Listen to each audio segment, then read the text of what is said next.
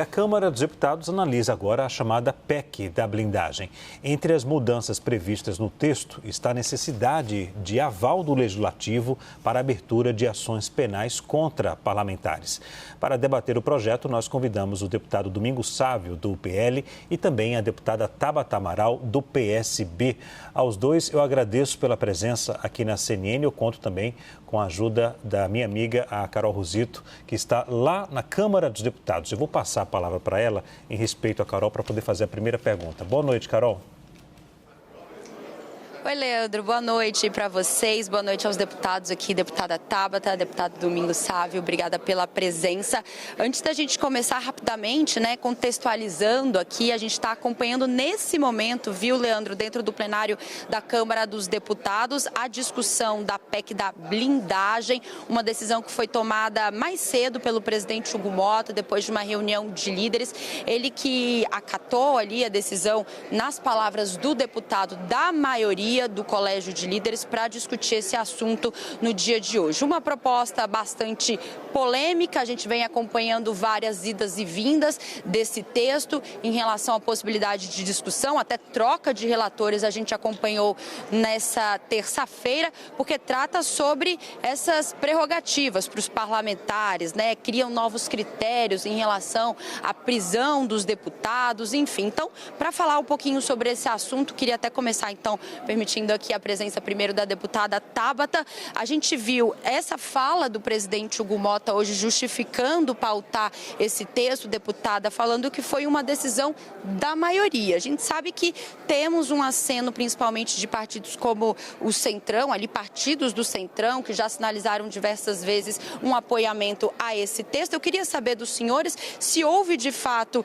esse apoio da maioria e qual interesse até inclusive em comum de partidos até que compõem a base do governo nesse momento em relação a esse texto que está sendo discutido nesse momento no plenário. Boa noite. Boa noite. Carol, deputado Domingos, Leandro, Juliana, todo mundo que nos acompanha.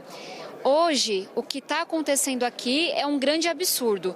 E, de fato, existe uma maioria do plenário que vem se colocando a favor desse projeto.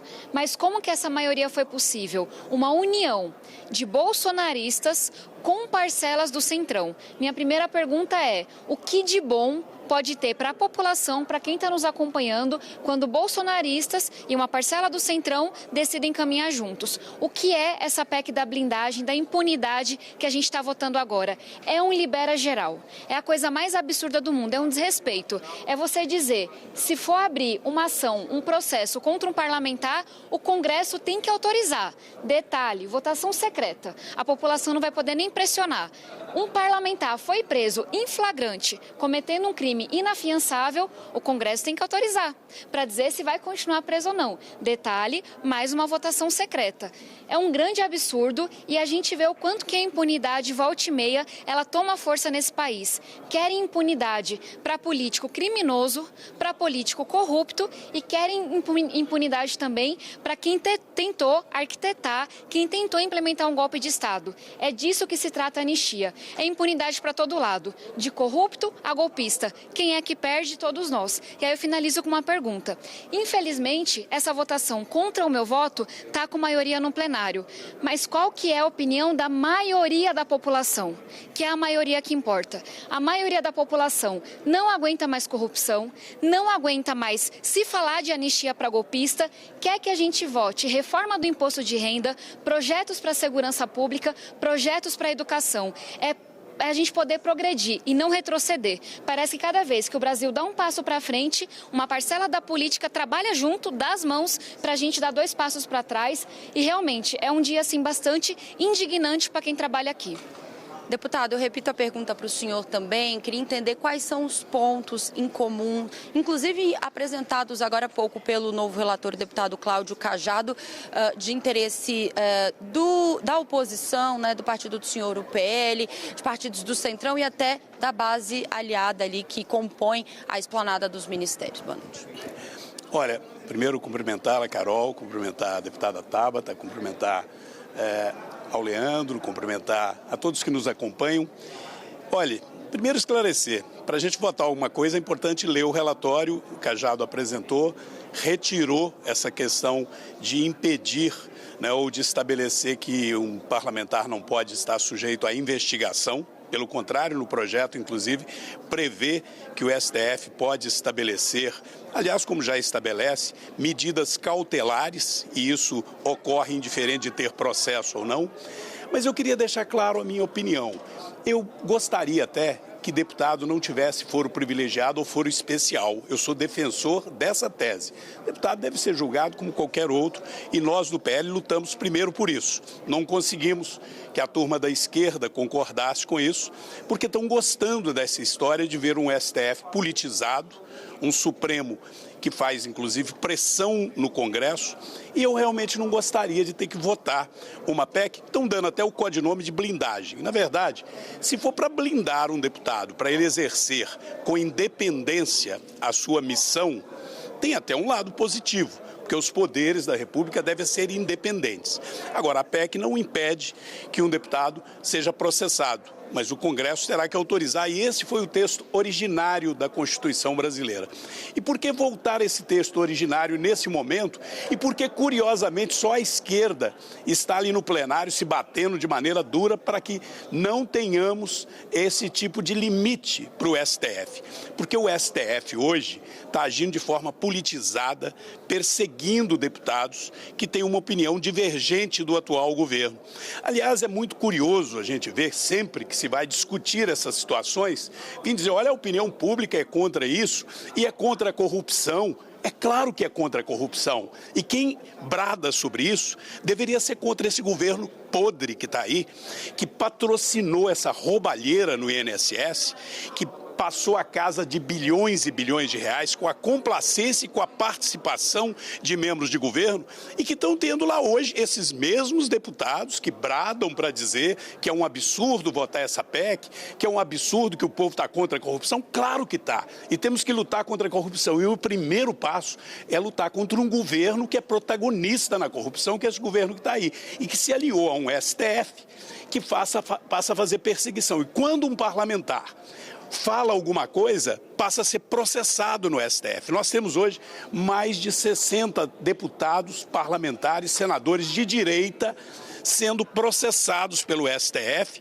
por opinião, por criticar, por não concordar com a ideologização que se colocou dentro do STF. Então, por isso, é preciso sim votar uma PEC que dê independência ao mandato do parlamentar, para ele agir com independência, não sendo subserviente nem ao governo que está aí, nem ao STF. Ser subserviente a quem votou nele, ao povo.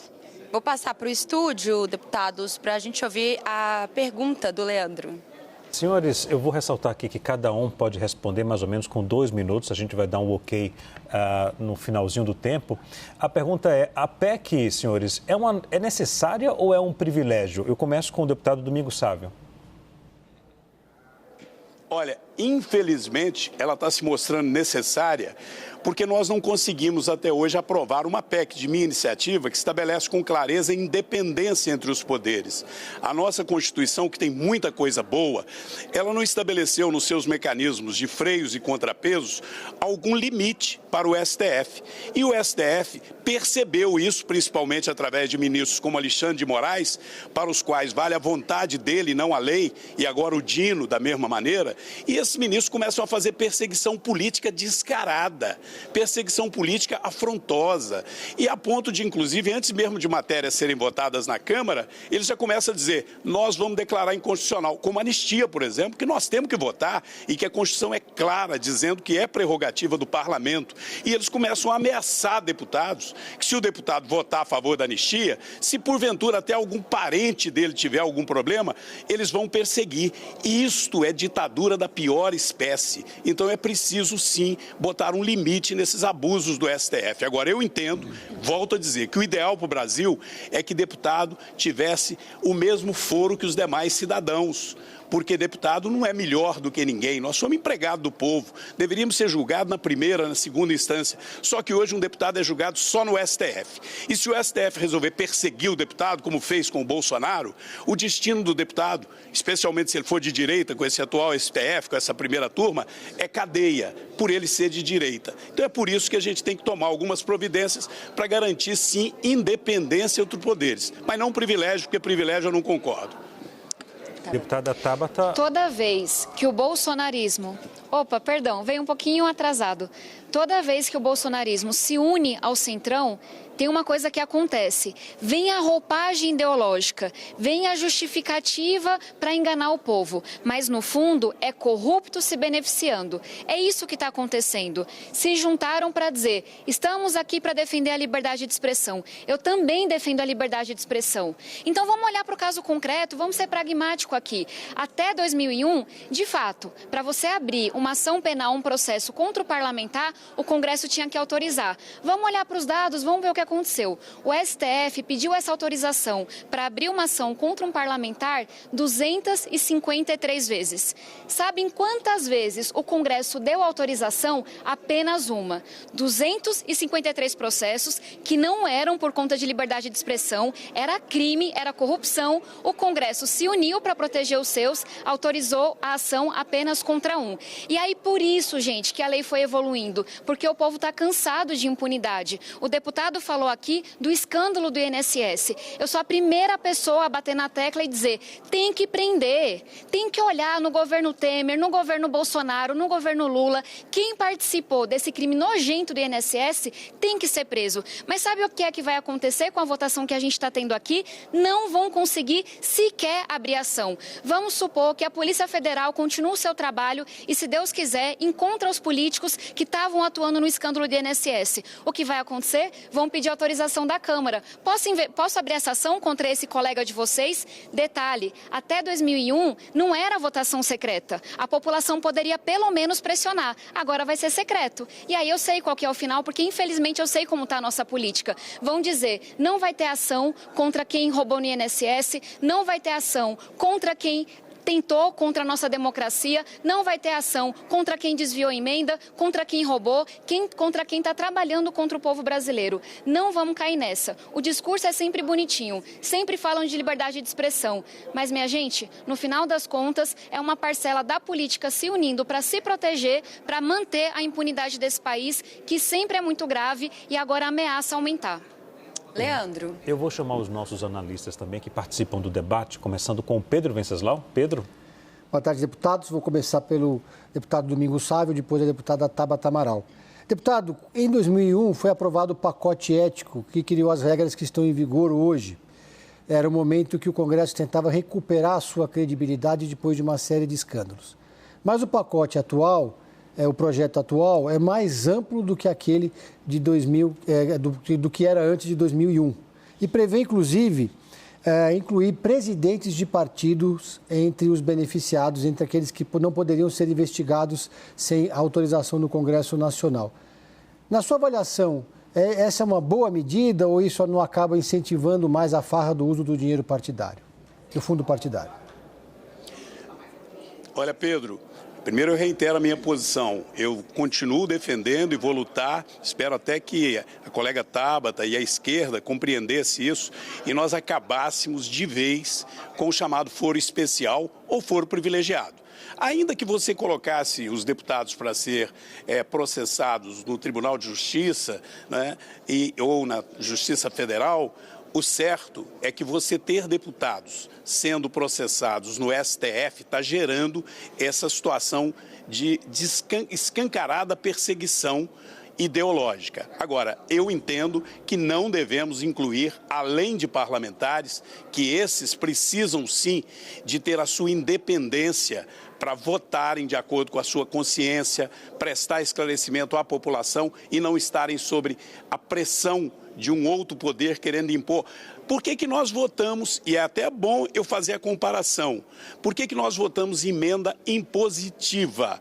Para ficar livre do jugo do Executivo, negociando o dinheiro do orçamento e dizendo, se você votar comigo, se você estiver do meu lado, você leva dinheiro para atender as demandas da população que você representa. Se você é de oposição, você não leva dinheiro para a população que você representa. O seu eleitor fica prejudicado. Essa chantagem sempre foi escancarada. O mecanismo, o remédio que se encontrou foi estabelecer, olha, tem que ter emenda impositiva com muita clareza de ser fiscalizada. Eu sou contra as demais emendas, muito menos emenda de relator ou emenda secreta. Agora, hoje o STF está numa posição em que o parlamentar é pressionado, mas eu entendo que deve ser só o parlamentar e, pelo que eu ouvi do relator, ele teria já retirado essa questão envolvendo outras figuras. Nosso tempo está apertando, eu vou dar o tempo aqui também para a deputada Tabata. Pessoal, a gente tem que sempre entender qual que é o discurso, qual que é a narrativa e qual é a prática. Historicamente, eu também sempre fui a favor da gente acabar com o foro privilegiado, porque mais privilégio para político nunca ajudou o nosso país. Mas vamos ver na prática. Os mesmos parlamentares que sempre discursaram dizendo que eram a favor de acabar com o foro privilegiado, hoje, nessa noite, nesse instante, estão votando para quê? Para ampliar o foro privilegiado, para trazer os presidentes do partido. Eu sei que o nosso Brasil está dividido, eu sei que a gente está polarizado. Isso é uma coisa que a gente vai ter que aprender a superar, mas não vamos deixar que a polarização segue a gente, emburreça a gente.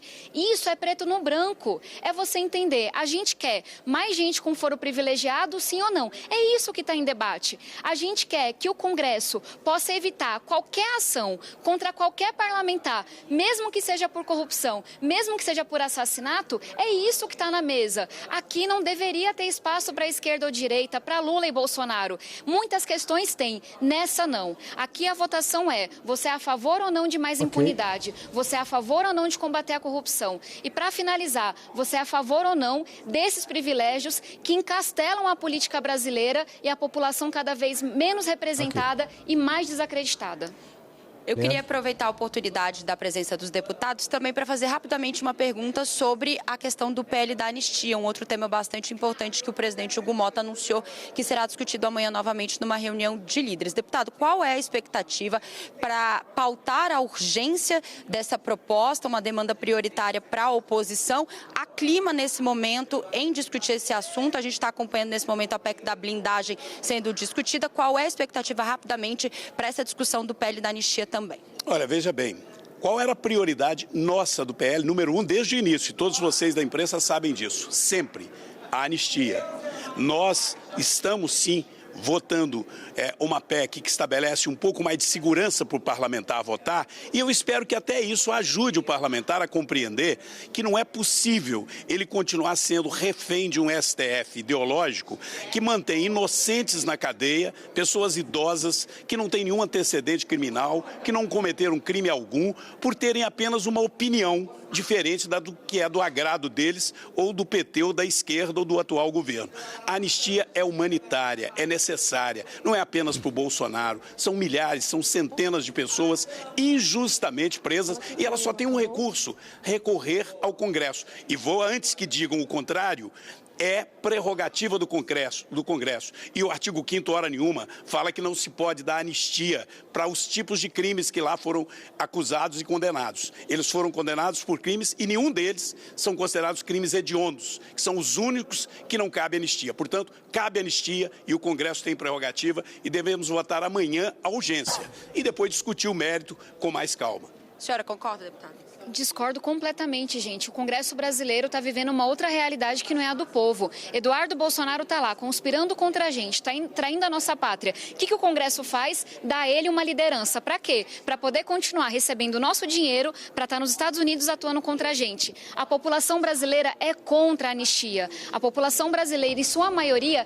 quer que a gente vire essa página, quer que a gente possa falar de outras questões. Você dá impunidade para uma pessoa condenada, falando aqui do Bolsonaro, porque tentou, porque não respeitou o resultado da urna, porque não entendeu que perdeu a eleição, é você ir na contramão do mundo, do nosso futuro, da nossa prosperidade, mas é mais uma vez para dizer que o Congresso brasileiro não sabe como pensa a sociedade, não está antenado ao que dói de verdade na pele do nosso povo, então eu estaria aqui lutando contra. A gente deveria estar votando, não é PL da anistia não, é Plano Nacional de Educação, é PEC da Segurança Pública, é reforma do imposto de renda. Tem muito problema para resolver, tem muita gente querendo trabalhar, mas infelizmente tem mais gente ainda para atrapalhar hoje em dia. Deputada Tabata, deputado Domingos, agradeço a disponibilidade dos senhores. Vou liberá-los agora para acompanhar a votação dentro do plenário da Câmara sobre a PEC da blindagem. Claro, né, Leandro? A gente vai trazendo aqui ao longo da nossa programação o resultado dessa discussão. Volto com vocês.